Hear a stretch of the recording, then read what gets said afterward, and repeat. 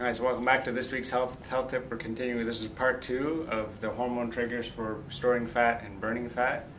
So the last time we talked, great things for burning fat would be the good fats that we talked about, good protein sources and veggies, and the things that would be storing fat or causing insulin spikes would be sugar and protein together at the same time, excess amounts of protein, and MSG. So today I'm going to go through a couple of other things. For burning fat, one of the obvious things would be exercise. So you guys have seen some of my other videos.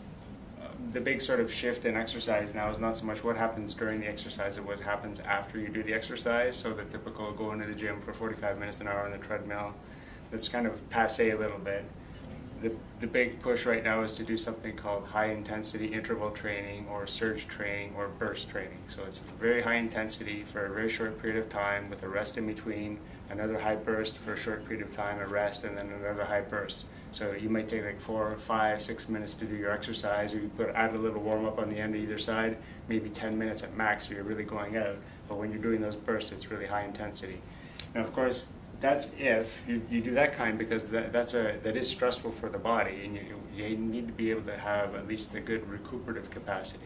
Somebody who's like burned out their adrenal glands and their body is just, we call it almost like it's fatigued out, they can't even recover from that kind of exercise. That would just, if you have fibromyalgia or some other thing that's really knocked out your system, that would be too intense for you. So your option would be to do very kind of get yourself out of a stressful environment and then get connected to nature. That's the best way, go gardening or walking in your backyard or walking out in the forest or something like that, where you're just kind of relaxing but at a good pace. So you're gradually increasing your walking, but just try to keep distractions away from you and just try to appreciate the outside world and if you could do it hypothetically barefoot, that would be even better, so you get a bit of a grounding effect, or earthing we call it, so you get some free electrons from the earth. That would be really cool, like a good long if you're lucky to have a beach somewhere, you can walk along the beach, or just a really good long stretch of grass somewhere that you could do like and you could actually walk barefoot and be safe walking barefoot. That would be really cool. So that's the exercise part. But the thing is, when you do the surge training and the burst training, your fat burning will actually come when you sleep. And then once again, that's always my biggest challenge. I was always a late sleeper, and I keep trying to pull it back. The 2 hours before midnight are your golden hours. But if you can sleep for a good stretch of time, like get a good 7, 8 hours of sleep, that's where your body will actually be. There's a hormone called growth hormone, and that'll be affecting your body burning fat while you're sleeping. So if you do the surge training in the day and you get good sleep at night, that's a good 1-2 combination of actually burning fat, which is a good combination. So if we're going to come over here, other things that are going to be causing your body to store fat, unfortunately, we're going to talk about breakfast, because that's always the big thing. Remember I talked about the ideal breakfast could have been maybe a few organic, free-range eggs, some avocado, a couple slices of tomato, and maybe some kale or some other vegetable with that. Obviously that's not your North American Cheerios breakfast, but you want to do the right thing. So what I'm going to put over here is cereal. Well, actually, it's just call it starches. So the typical starches of North American diets, the simple carbs are the things that are destroying us, right? So you take your sugar. If you take like your bread, white or brown, you take your rices, you take your waffles, muffins, pancakes, biscuits, cookies, all that kind of stuff. Your body's basically will just turn it into sugar. So sugar was your bad #1 culprit over here, and your starches just basically become sugar. And as far as even like your energy level too, somebody gave a good analogy for this too. When you eat like a starch or a sugar or a carbohydrate, it's like if you think about your body burning burning for fuel, it's like putting like little pieces of kindling in a fire. It kind of it burns up really quickly. That's what your starch is like.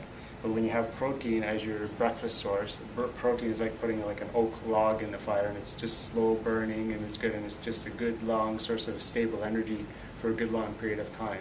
So that's why a good protein breakfast would be your ideal thing. So starches of all those sorts, unfortunately, even like the whole grains and all that kind of stuff is still pretty much all doing the same sort of bad spiking in your insulin, unfortunately. So what else? So another thing that's going to cause you to store fat would be stress. So stress is a pretty big factor as far as just your body's just in a sort of in a system where it says, you know, if your cortisol levels are up and you're thinking about survival, your body's just going to store fat because it doesn't know what's happening, and it's just a bad situation, and it often makes you crave your carbs and all that kind of stuff too. So the more you can do things that will de-stress your body, one great thing would obviously be chiropractic care. It's been shown to actually decrease cortisol levels and help your body go into the more what we call the parasympathetic or relaxation response, especially the technique that we use, the network spinal analysis, is very, very relaxing for the body and helps your body recover yourself from stress and adapt to it better. Okay. Some other things that are going to cause you to store fat, we call them, what's the word for it? Hidden sugars, I guess we call it. So sugar substitutes. Any of the things like aspartame, sucralose, all the artificial sweeteners, and then sugars that are hidden inside, like it could be like tapioca starch, or you might get like vanilla yogurt, or things that seem like they don't have sugar in them, but they do have sugar in them. That's a pretty big thing too. And another thing over here, we're going to call them estrogen is a big one. So things that will cause estrogen changes in your body, a lot of the big factor here would actually be soy products. So we're talking about the unfermented stuff. Fermented soy products will actually be okay. We're not going to worry about those like natto and tempeh and miso, those kind of things. But regular soy protein isolate, a lot of the cheap protein powders, soybeans, all that kind of stuff have a lot of big effect on causing increases in estrogen, and that's a bit of a big problem. One last thing on this side is fiber.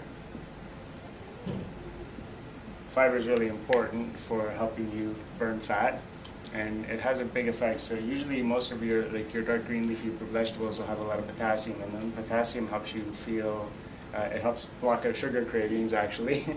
But you know, you can think about maybe having 5 or 6 handfuls of that amount of vegetables every day.